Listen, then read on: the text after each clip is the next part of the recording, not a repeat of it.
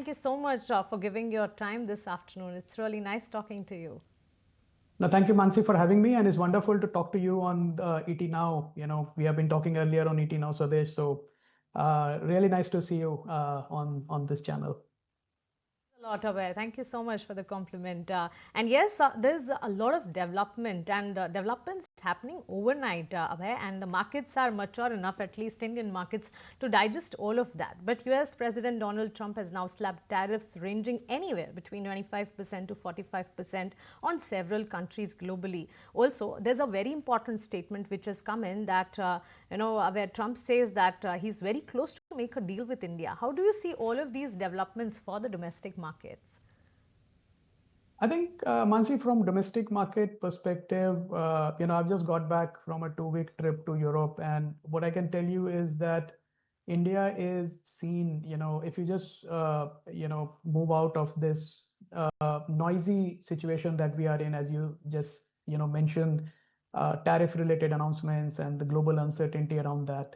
I think the good news is that India is seen as a bright spot of growth, not only for the short term, but for next 5 years, 10 years. So the good news is that there is a lot of foreign capital that is looking to come into India, invest in India for the long term. These are not short-term traders. The timing of the entry remains a question mark because there are worries about Indian markets being overvalued. But at the same time, there is this belief that the market cap and the GDP growth, will continue to inch up. So I would say that our markets on a global scheme of things are still quite small. We are at $5 trillion market cap, where you have companies in US which are close to $4 trillion market cap, single company.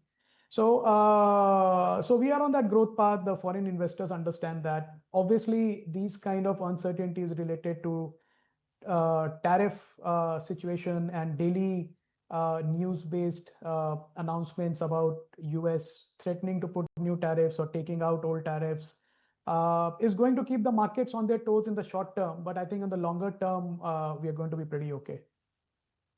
All right, Abhay, hi, Kavita here. So your house is actually known for capitalizing on market fear. Now, on those lines, I just want to know what's the kind of cash holding that's present, and you've been a fan of pharma since very long time. So if you talk about key sectors which are on your radar, and is pharma still a part of it, and also a few pockets in BFSI, what's your take? Yeah, thank you, Kavita. So right now we are about 8% cash, and we are not looking to increase cash holdings because we continue to see good opportunities in some sectors. And even in a bull market, a raging bull market, there is always a bear market also going on in some sectors or some specific stocks because of various reasons. So we would like to focus on those situations, those opportunities. We are seeing enough of them. So our cash holding is about average cash holding of 5 to 6% that we like to maintain. In terms of pharma, yes, for last 2 years, we have seen a lot of recovery in pharma companies' earnings, and that has been because of 5 years of solid investment by large pharma companies in their business. A very friendly US FDA that is trying to make bridges with India to make sure that India is a very solid supply chain partner for US pharmaceutical business. And also, I think the Indian companies over-invested, to their credit, in building a very strong list of new launches. And some of the Indian companies like Dr. Reddy's, if you look at it, they have like 150 potential new launches over next 18 months in the US. So I think the analysts have not given the Indian pharma companies enough credit. Hopefully that will reverse, but we are very hopeful that just like last year, the pharma sector was the best performing sector amongst all sectors in last calendar year. We're expecting a similar performance this year and probably next year also, because some of the spaces like CDMO are still emerging. So we're very bullish on the pharma sector continuing to do well because of very strong tailwinds there. On banking and financial services, we are seeing recovery. I think the bottom has been made as far as NPA cycle, credit cycle was concerned, collections were concerned. I think the self-regulatory body of small finance banks and microfinance companies has done a good job of taking away the froth by building in the guardrails. So we see recovery now in microfinance companies as well as small banks and which are trying to become universal banks now. So I think this is a sector that we are now overweight in. We were zero weight for last 2 years, but we have increased our weightage. So I think these are the two sectors that we are quite bullish. And the third one is EMS, which is again, a space that we expect to continue to do well. Abhay, hi, Ankur this side.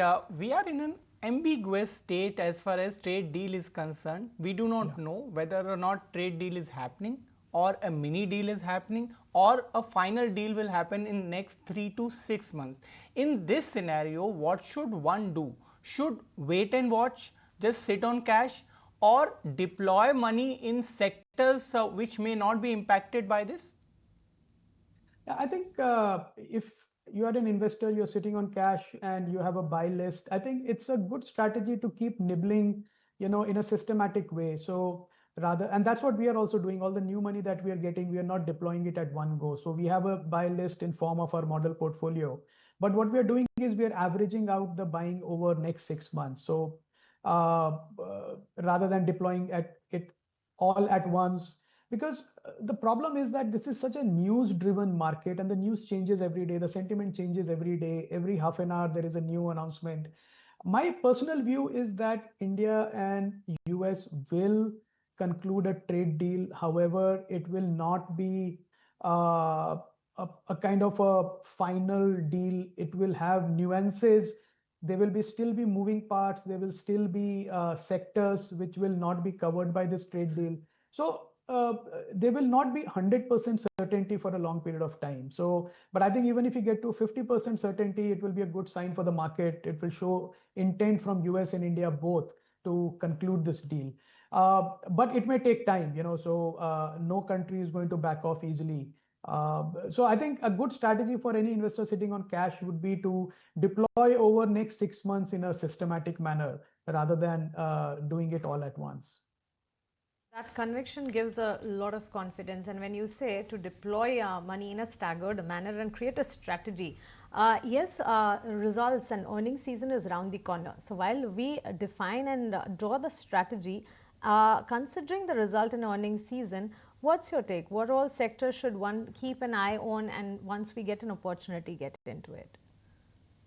I think overall I am quite hopeful that this result season will be a good result season, because we are coming off a smaller base and we are coming off 2, if not 3 result seasons which kind of were underwhelming, though the last one I would say was not underwhelming. It was probably neutral. But my expectation from the current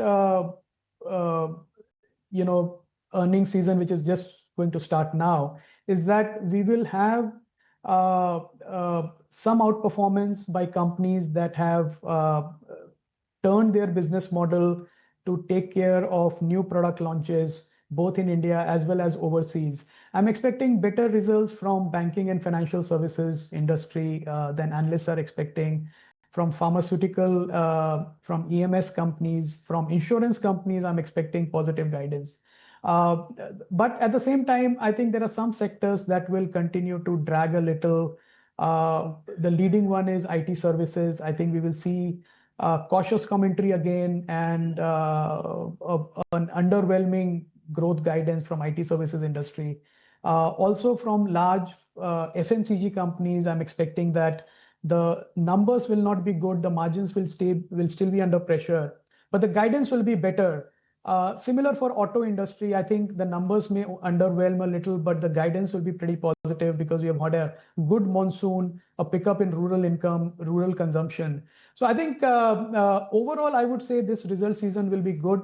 I would also suggest to astute investors not to punt on results. Let the results come out. Even if there's a stock reaction, make use of it rather than preempting the result, before it is announced. Absolutely. Abhay, thank you so much. That was quite an insightful conversation. Thanks for helping us navigate through the market for the longer term play, and have a nice day to you. Thank you so much. On that note, we slip into a short break, but there is a